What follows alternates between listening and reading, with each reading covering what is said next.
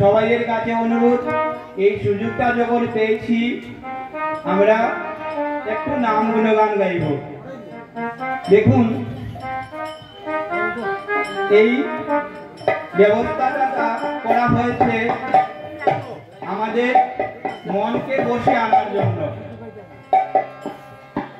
একটা ভগবান গীতাতে বলেছেন,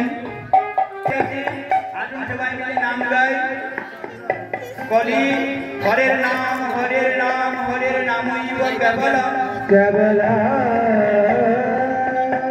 চলো। যাই হোক, আমি বলছি গান মনে হচ্ছে বলছেন তোমরা